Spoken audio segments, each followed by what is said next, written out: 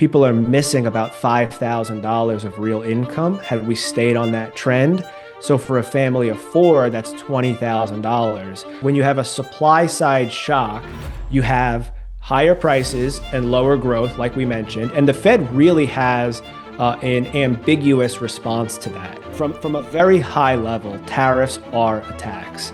So the higher the tariff level, the more tax basically you're pushing in the economy. A wave of private credit redemptions have been hitting Wall Street over the last couple of weeks, spooking investors and markets alike. What is going on? Are we on the precipice of another financial crisis? Is this the beginning of a bigger credit crisis? And what's next for the labor market?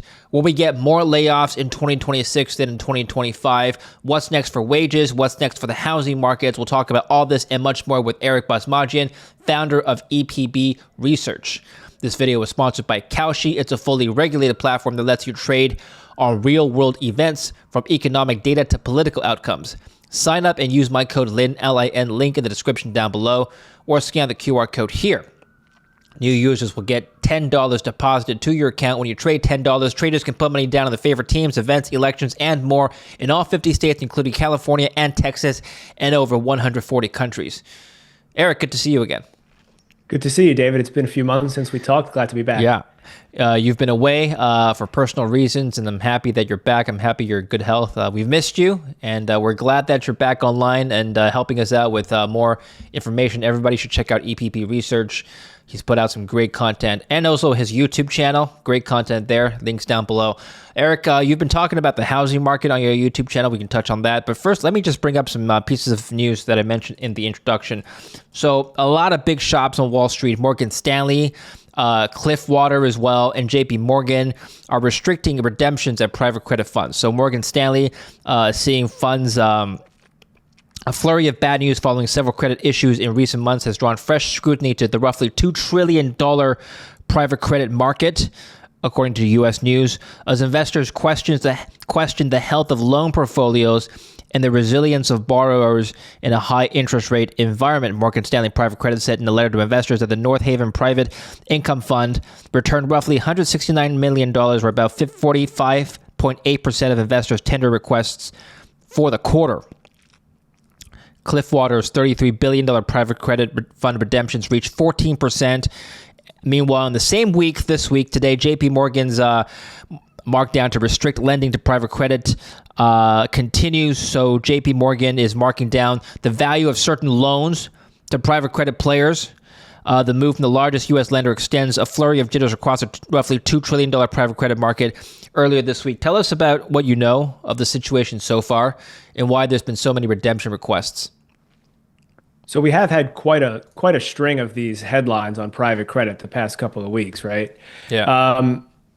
If you recall, we also had a pretty long string of these similar headlines back in 2022, 2023, more related to real estate funds, when there was the huge increase in interest rates from the Federal Reserve in 2022. That caused a big slowdown in the real estate market, specifically on the multifamily and commercial side.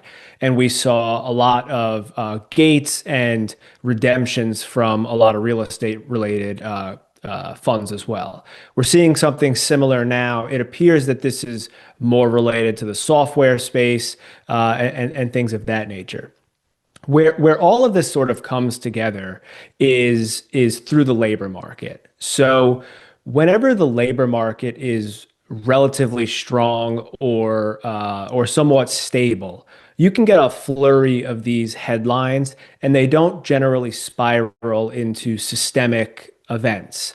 But when the labor market starts to really deteriorate and people start to redeem money for because they need liquidity and reasons like that, that's when it becomes much more of a problem. So if we go back to 2022, 2023, the economy was still adding a pretty significant amount of jobs. There was definitely weakness in certain pockets of the economy, but the economy was adding jobs, and the unemployment rate, while it was rising, it was rising really slowly and from a very low level. We were in the 3% range on the unemployment rate.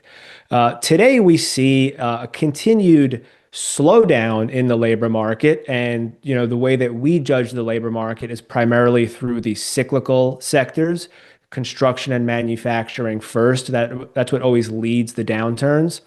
And as of now, we have about 120, 130,000 job losses in those sectors.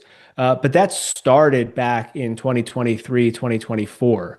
So it's been a very, very slow decline in the labor market in those sectors.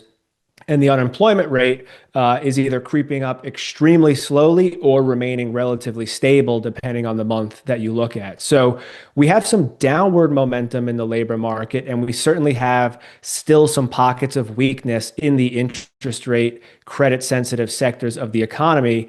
But in my view, we don't have a deep enough or broad enough deterioration in the labor market where some of these headlines are likely to spiral into a more systemic type of an event. Well, can you just comment on the headline numbers? So last Friday, the jobs numbers came in. Non-farm payrolls fell by 92,000 for the month, compared with the estimate for 50,000. Here's a chart compiled by CNBC showing the monthly job creation since 2022. And payroll numbers are very noisy, as you know. They change up and down from one reading to another. But can you just comment on the overall trend that you're seeing here in 2022 and what this means?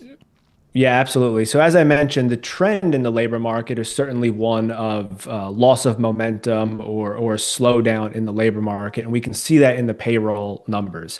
And again, I specifically like to focus on the cyclical areas of the labor market, construction, manufacturing, and certain subsectors within that, like residential construction. And we're seeing outright job losses in those sectors, albeit the magnitude of those job losses is pretty small. As I mentioned, about 100, 150,000 over a 2-year period. So the monthly loss is at a trickle, really. On the flip side of those payroll numbers, though, is the unemployment rate. And the unemployment rate takes into consideration, obviously, both the job gains and losses as well as the labor force. It's a ratio. And that ratio, that unemployment rate, is not actually revised heavily. It's hardly revised at all, where those non-farm payroll numbers are revised very significantly. So while we're seeing a slowdown in the payroll numbers and the slowdown is concentrated in those cyclical sectors, that's definitely a warning sign. And it's a sign that interest rates in the economy and monetary policy is restrictive to the interest rate sensitive sectors. We're not seeing a commensurate increase in the unemployment rate just yet, which is not as alarming. Now, the unemployment rate is at the second highest level of this cycle. I believe it printed about 4.44% in the last reading, but it's been in a really tight band for the past several months. And you would have probably expected the unemployment rate to rise more given the drop in payroll numbers that we've had. So some of this is because of a slowdown in labor force growth. So labor market is definitely weakening. The weakness is concentrated in those cyclical areas. That's definitely a warning sign. But the unemployment rate itself hasn't started to accelerate in that nonlinear way that's more characteristic of traditional recessionary conditions. Well, I think the average consumer just wants to know whether or not his or her real wage is going to improve or deteriorate throughout the year. In other words, changes in living standards. What are some leading indicators you look at to gauge whether or not our salaries and our wages are going to beat inflation this year? Yeah, so on a year-to-year basis, it can be kind of difficult to judge that because, of course, the swings in oil prices will drive the headline inflation numbers, and that is what factors into some of these real wage or real income calculations. But on a broader sense, and we did a video on our YouTube channel on this about where income has gone or where growth has gone in the United States. And the longer term trend is not very optimistic for the average person's real income or real wage because ultimately real income is tied to productivity. And in order to achieve sustained increases in productivity growth, you need to have investment in the economy, private investment in structures, equipment, infrastructure, machinery. And over the last several decades, we've invested less and less into our private infrastructure, and that's suppressed the level of productivity growth.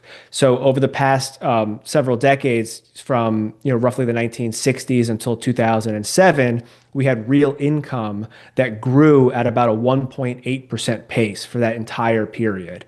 And people became accustomed to that pace, roughly 2%, call it. And when you project your future income forward, you say, okay, I'm going to be roughly here in 10 or 12 years. And that factors into people's decisions when making purchases like a home or family formation. After the 2008 crisis and the compounding effect of this lower and lower investment, that real income growth has dropped from a 1.8% trend to a 1.3% trend. And that doesn't sound like a lot. And that's not something that you can really feel on a year to year basis. But when you compound that over 10, 12, 15 years, the average person ends up 10, 12, 15% worse off than they would have been. And in that video, we calculate the delta. And on a per capita basis, people are missing about $5,000 of real income had we stayed on that trend. So for a family of four, that's $20,000. So a family of four, let's say, that was sitting there in 2005 and 2006, projecting out where they would be in the future, has a deficiency of about $20,000 in real terms, which is pretty significant. And that hole's been plugged with debt for the most part. So the long-term trajectory on real income is not super optimistic so long as we continue to maintain an environment of low private investment. And the reason we have low private investment is mostly because it's being crowded out by a larger and larger government sector. Jack Dorsey's block just announced 4,000 employees to be laid off in February. That's roughly half his workforce, Eric. And let's talk about the broader trend of tech layoffs that have been happening ever since last year. I'm going to pull up a prediction market for you to comment on. This is from Cowsheet. It's a prediction market based in the US. And it says here, more tech layoffs in 2026 than in 2025. Traders are predicting 74% chance, 73% chance now that there's going to be more layoffs this year than last year. Is this an AI-driven narrative as more tech companies trim down their workforce in favor of AI? Or is this a symptom of the broader labor market slowdown, even outside tech as well? Yeah, I think it's twofold. So there's certainly, some AI component to this, but we also have to remember that coming out of the pandemic, the COVID boom that we had, there was a huge increase in hiring, particularly through this tech sector. So there was certainly some overhiring that happened in the tech sector. So some of these declines that we're seeing are a correction of the overhiring. Now, companies may blame that on the AI or efficiencies, but I think Jack Dorsey's company, my numbers may be slightly wrong, but I think they tripled or even quadrupled their headcount from the before the or right around when the pandemic started to the peak, and then they've cut some employees now. But I still believe that they have a higher headcount today than they did at the start of the pandemic. My numbers may be slightly off, but there's definitely a correction in overhiring that's happening. But I also think that the AI movement has been concentrated, and the adoption has certainly occurred probably more quicker in some of these tech sectors. But when we piece this together for the broader economy, and I always try and come back to the sequence of the way that the business cycle plays out, the tech sector, while they're high-paying jobs, they're generally not the sector that leads economic downturns or contributes significantly to economic downturns. Generally high-skilled employees, and they have a higher propensity to be taken up in a new job if they've been laid off.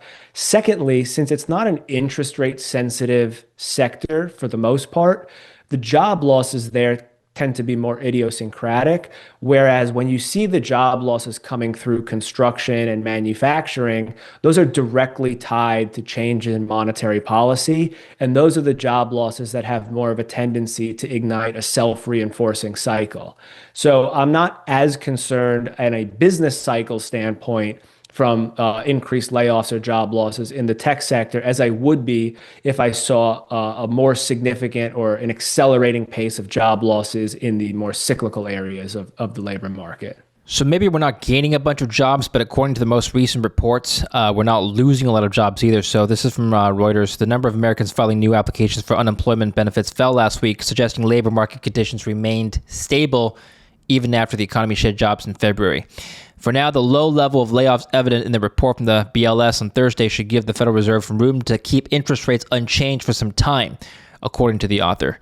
So this is we're talking about the initial claims. Initial claims for state unemployment benefit slipped 1,000 to 213,000. So how do you reconcile, I guess, low number of initial claims to low payroll growth? It just seems like, yes, we're not gaining jobs, but not a lot of people getting laid off either. Is that accurate to say? And there's just equilibrium in the labor market? The framing of that is absolutely correct. So the term that many people are using is this no hire, no fire economy. So what we're seeing is a very, very low level of hiring. And the reason we're seeing a low level of hiring is because the Federal Reserve has raised interest rates and the current level of monetary policy is fairly restrictive for those interest rate and credit sensitive parts of the economy. And we know this because if you look at something like mortgage rates are compressing or restricting the volume of transactions in the housing sector. We have a very low level of existing home sales. We have a fairly low level of new home sales. So the current level of monetary policy is restrictive for those interest rate and credit sensitive sectors. So those sectors aren't doing a lot of hiring, and those are the sectors that really cause the big swings or amplitudes in the labor market. On the flip side, the economy has, and this is a artifact of the pandemic and a lot of the stimulus that we pushed through, the corporate sector as a whole, that may be skewed by some of the bigger companies, but if you take corporate profit margins, they're at the highest level basically in history. Now, some sectors like the residential sector are seeing compressing margins, but as a whole, corporate profit margins are at the highest level we've ever seen going back many decades. So if corporations have very high profit margins and they're experiencing a slowdown in business conditions, they're not as inclined or they're not as under as much pressure to lay off employees in order to preserve that profit margin. So they have more of a buffer. They can sort of absorb more of a decline in profit margins before they're forced to do layoffs. So in previous economic cycles, let's say if profit margins in the corporate sector were 8% and they started to fall, you don't have a lot of room before those profit margins get really close to zero, and you have to do a lot of layoffs to sort of preserve some level of profit margin. Today in the corporate sector, across the whole economy, we're up at 16%. So if corporations saw a 200, 300, 400 basis point drop in margin or a compression in margin, that's concerning to them. They may stop hiring like we've seen, but they don't have that gun to their head to fire large amounts of people to protect the profit margins that are cascading towards zero. And that's the dynamic that we're in, where these companies where they have these really insulated profit margins, the profit margins are starting to come down because of this slowdown we're experiencing. And what they're doing is they're just saying, we're not going to hire people, but we're still not under a significant amount of pressure to fire people. So that's why we're seeing this dynamic play out. And the way it shapes out in the data is we see a low level of initial jobless claims because that would be more capturing recent firings. And we just see a very slow pace or a flat pace of payroll gains because there's just not a lot of hiring going on. So it actually does make perfect sense when you square all the data together. The question going forward will be, do profit margins continue to compress, and do they compress enough to where companies have to begin laying people off. And perhaps some of these geopolitical tensions with the increase in oil prices may add additional pressure to those profit margins that could accelerate some of the things that are going on. But in an environment with very high profit margins, these companies have been able to maintain this low hire, low fire environment for really the last 2 years or so. One sector that really isn't doing well is the auto sector. I'll just read you a few stats from some earnings reports that came out recently. BMW full year 2025 pre-tax earnings fell by 5% to 9.9%. Oh, that's sorry. Guidance is lowered further from 5 to 10%. Pre-tax earnings fell 10 billion euros. Toyota net income fell 25% in the first 9 months of the fiscal year. Ford missed earnings. The full year adjusted EBIT was 6.8 billion with an EBIT margin of just 3.6%. They adjusted guidance downwards. General Motors, they've lost billions of dollars in their EV strategy. Now they're changing course. Stellantis, same story. Porsche just released earnings down, I think something like 90%. Same thing with Mercedes. And a lot of these companies that are European have manufacturing plants in the US, but they're still talking about how tariffs are hurting their margins and their sales. Now, I'm just citing one industry to illustrate your point. I wonder if this is also a function of consumer strength not being there to absorb higher costs, because these automakers are plainly saying they're going to start passing on costs to consumers this year. And their sales might be a reflection of that. What do you think is going on here? Yeah, so I'm glad you brought that up. So we look at profit margins for the whole economy, and then we also break down profit margins in what we believe are the two most important sectors, which I continue to reiterate are the cyclical areas of the economy, construction and manufacturing.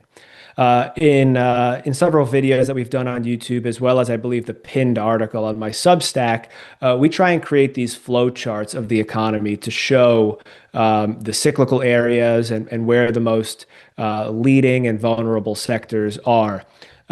So when you look at the economy, construction and manufacturing are the two most cyclical. But within those two sectors, and let's focus on manufacturing for this example, you have durable goods manufacturing and non-durable goods manufacturing. Non-durable goods would be things like food, beverages. That's not as cyclical. There you go. That's great. That's not as cyclical as your durable goods manufacturing. Your durable goods manufacturing are your machinery and, of course, your autos. So autos really do fall into one of the most cyclical areas of the economy. And when you look at profit margins across these sectors, autos have the lowest profit margin of all the sectors that we can look at. So you're seeing job losses in auto manufacturing. You're seeing a slowdown in business equipment investment, which is one of the spokes on the bottom of that chart there. Business equipment investment, one of the subcategories of that would be transportation equipment or the auto sector. So it does make perfect sense that that would be one of your canaries in the coal mine or one of your leading sectors that would experience the slowdown first, because it's interest rate sensitive on both ends, both from the producer side as well as the consumer side. And you make the point very well that as consumers begin to get squeezed on this real income, they're not going to be able to absorb the price increases that these companies are going to try and pass through. So if they try and pass through these price increases, you're either going to see a drop in sales, which we're starting to see, or if the companies try and eat it, a further compression in margins. And the problem for the auto sector, more so than any other sector in the economy, is they don't have any buffer room to absorb that profit margin. They're really close to zero already on their profit margins. So that's why job losses are beginning in motor vehicle manufacturing, which is the category, and that is probably going to continue. So that is a sector that is of concern in the economy. If, let's say, tariffs were dropped this year and the Supreme Court ruled against Trump's tariffs earlier this year, as you know, Trump is still maintaining that he's going to have some tariffs, but we know that the Supreme Court ruled against them. What happens if we have lowered tariffs throughout the year? Are we going to get an improvement in margins, or do you expect no change? So a drop in margins would be a positive thing for the economy. Now, I think we talked on the show A several drop months in ago when tariffs, some you of mean? these, a drop in tariffs would be a Yeah. positive for the economy. I think we talked when these tariffs were originally being floated.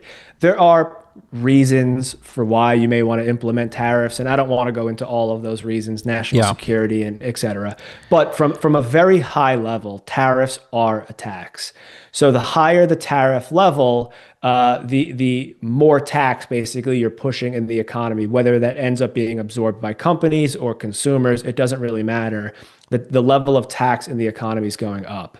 So if tariffs are maintained or increase, that would be a net negative for the economy. If we drop tariffs, that would be a positive thing for the economy.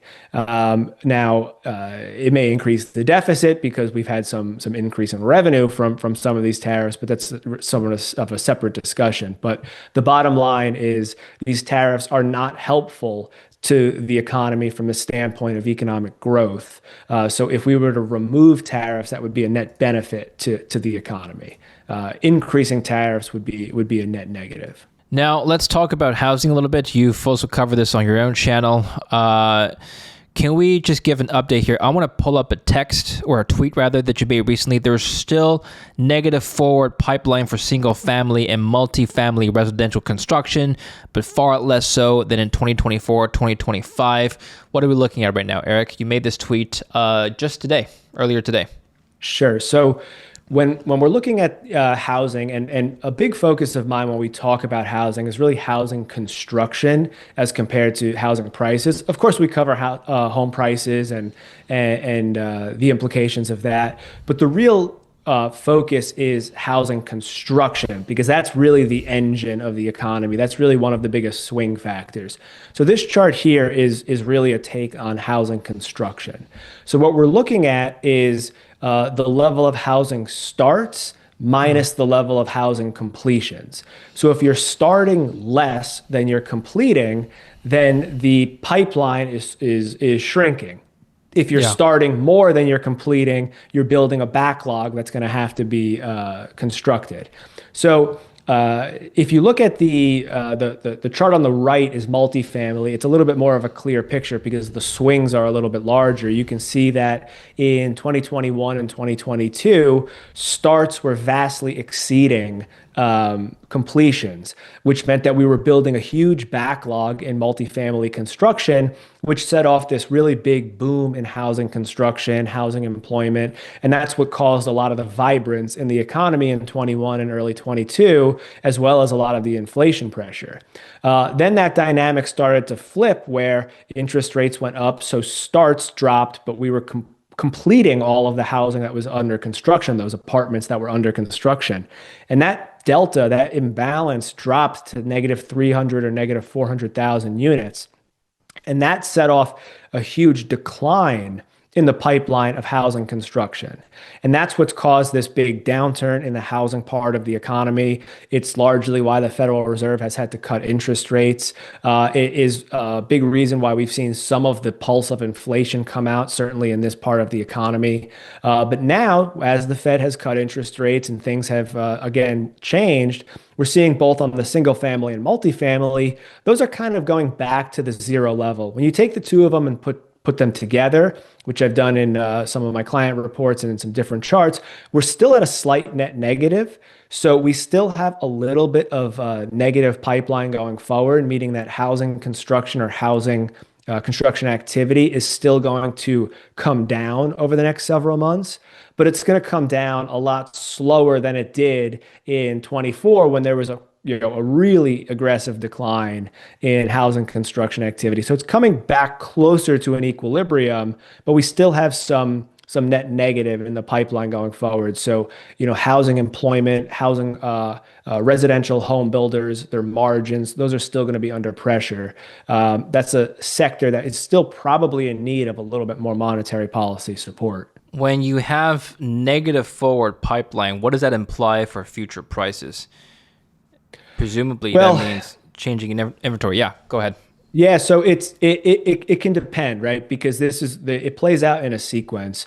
So you can look at both angles, of course, where if you have, less pipeline, then there's eventually going to be less supply, and that could cause prices to go up in the future.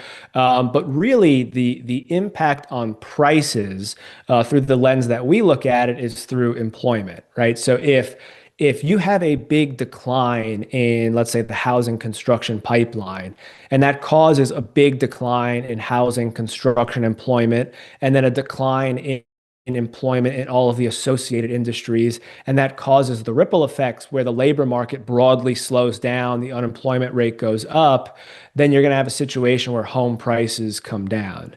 So we look at home prices really both at from an employment standpoint, as well as a supply or a month supply level. Month supply in the single family home market is still imbalanced in the sense that there's a high month supply. So month supply is about 7.5. Balanced is about 6. So when month supply is higher, that generally means prices are going to be softer. But you have to have this huge caveat when you're talking about home prices that 7.5 month supply is a national average. That could be 9 in some areas and 2 in other areas that average together to be 7.5, or whatever the case may be. So we do have a really bifurcated market in terms of home prices. Most of the softness in home prices, which we do see some softness in home prices, are coming mostly through the Sun Belt, parts of Florida, Texas. But in the Northeast and Midwest, that month supply is actually much lower than that national average, and you still have some pretty high prices there. And this is entirely because there's really no building that goes on in the Northeast and the Midwest. All of the construction, that pipeline that we talked about, it's really all across the Sun Belt of the country. Okay. Well, just today, major news coming out of Congress here. We have a new bill that's been passed. Senate passes major housing affordability bill by Warren and Tim Scott. The Senate passed a bill Thursday aimed at boosting the supply of housing and bringing down prices, making a rare bipartisan breakthrough on a major issue. Such a big bipartisan vote is increasingly unusual in Congress. The bill aims to tackle a major affordability issue for voters ahead of the midterm elections.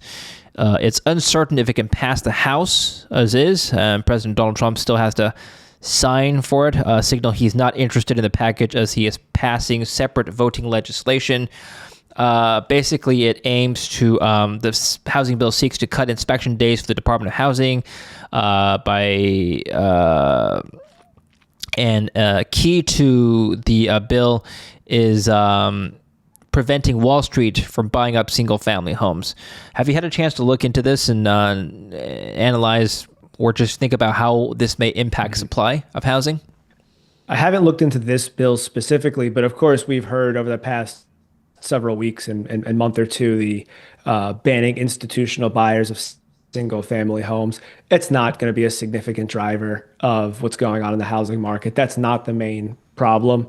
I'm actually generally opposed to anything that gets in the way of free markets. So that something like that would likely have unintended consequence. I don't know the specifics of the bill itself, but generally the problem that we have is a lot of our housing policy in the country has been designed around reducing supply, but also stimulating demand. So when you have lower supply and stimulating demand, of course, you get prices that go up. I don't know the details of this bill. It doesn't sound like there's anything in there that's really going to dramatically increase the amount of supply. But we have to think about all of the provisions in real estate that are very pro-demand, including all the depreciation benefits, the 1031 benefits, the step up in basis benefits, the Federal Reserve owning close to $2 trillion of mortgages on their balance sheet, exemptions on capital gains when you sell a primary residence.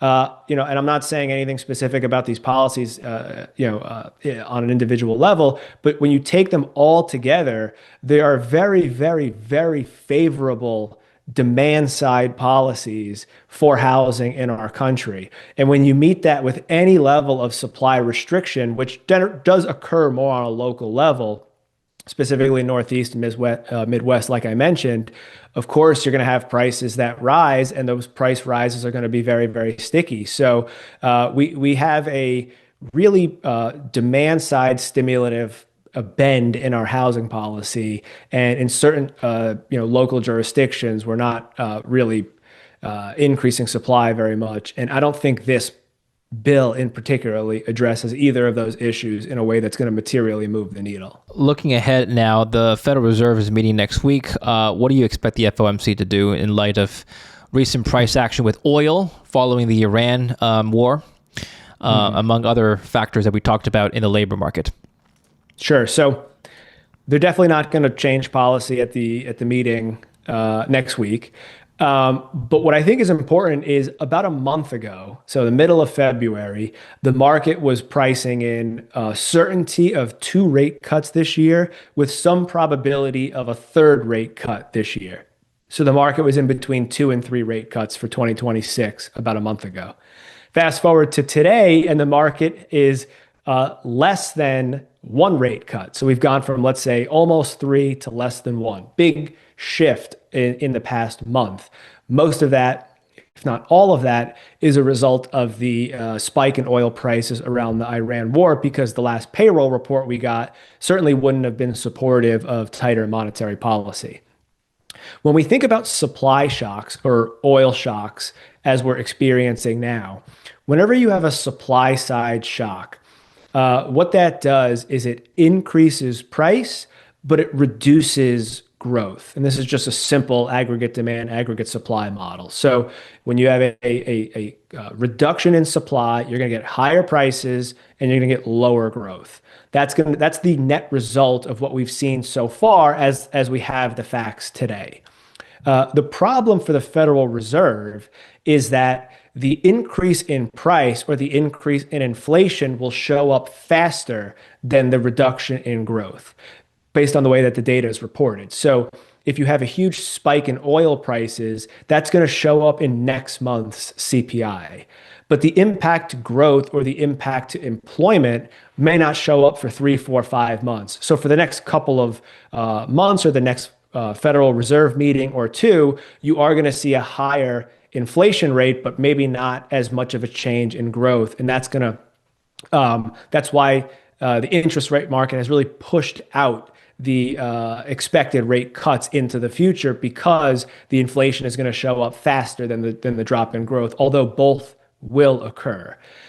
Now, the problem for the Federal Reserve, or the worst case scenario, is sometimes what we saw during the pandemic, is when you have a supply side shock, you have higher prices and lower growth, like we mentioned, and the Fed really has an ambiguous response to that. They don't really have a good case to raise rates or lower rates because they have a dual mandate of inflation and growth, and the net result of that will be higher prices and lower growth.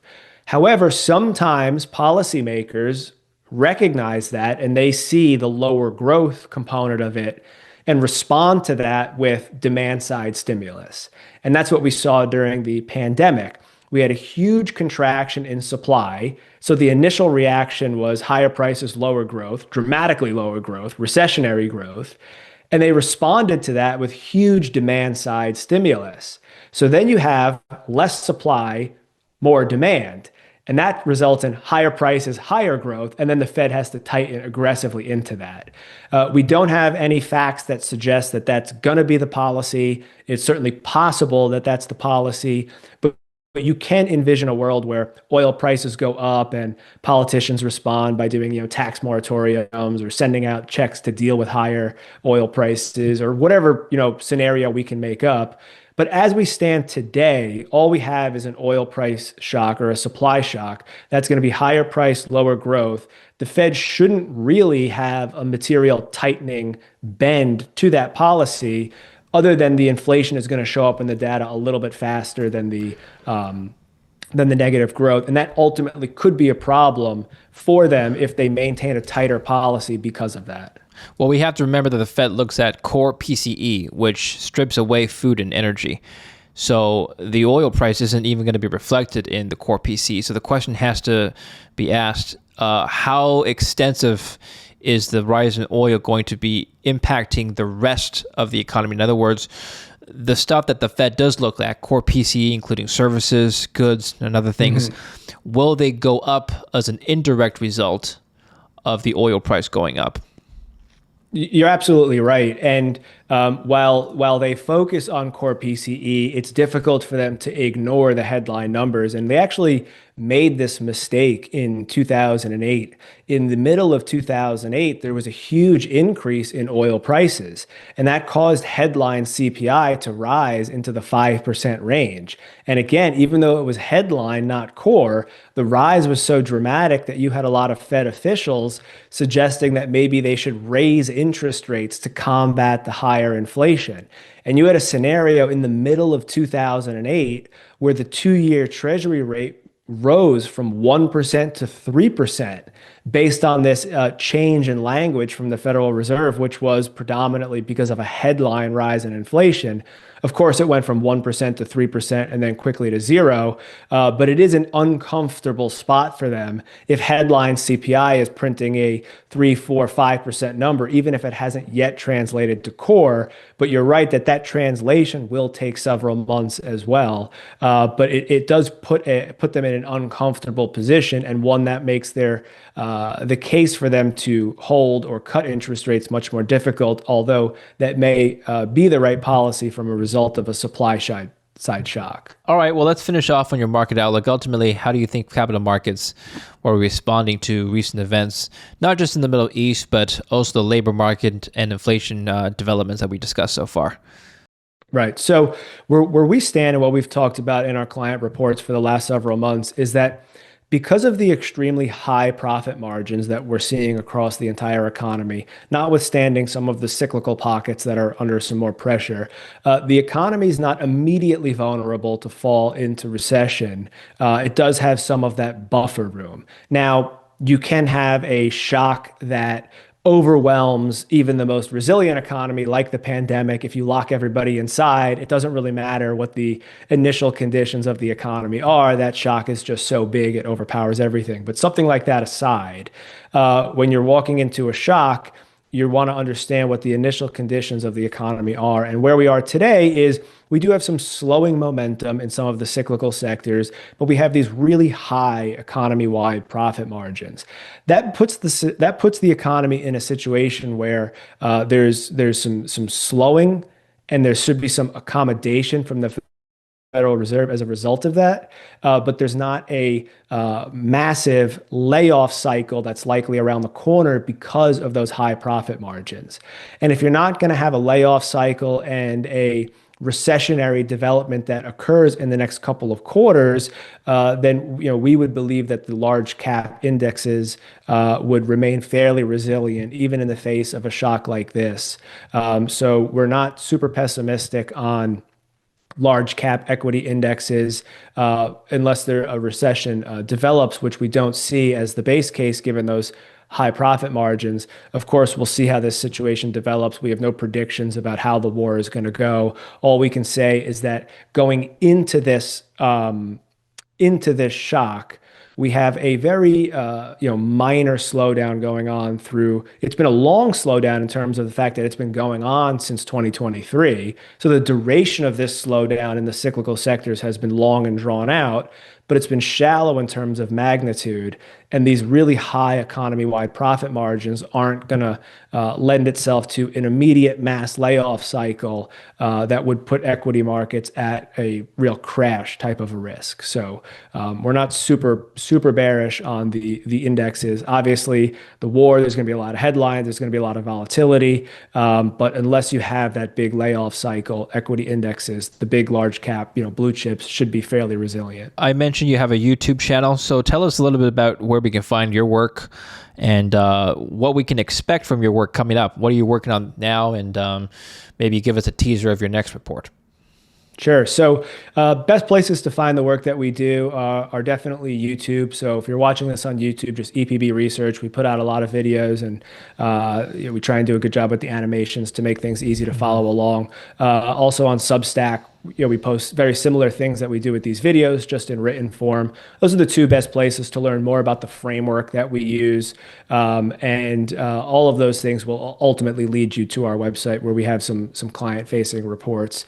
And really, what we're focusing on over the next several months is trying to really explain and tie out the sequence of economic events, because what we feel is the problem is when these shocks occur, so like a geopolitical event like this, everyone becomes, an oil trader or a geopolitical expert. And really what we should do is we should see, how does this event transmit through the sequence of economic events, the dominoes that always fall, because those dominoes always fall in the same order. So what we really want to emphasize, and what we're trying to do in our reports, is outline to readers and viewers what that sequence looks like. What are those dominoes? What order do they normally fall in, so that we can kind of follow that progression along the way. The Fed raises interest rates. You don't go not go to a restaurant because of that. But if the Fed raises interest rates, that causes a slowdown in the housing sector, and you lose your job as a construction worker, that unemployed construction worker may then pull back on some service-related spending.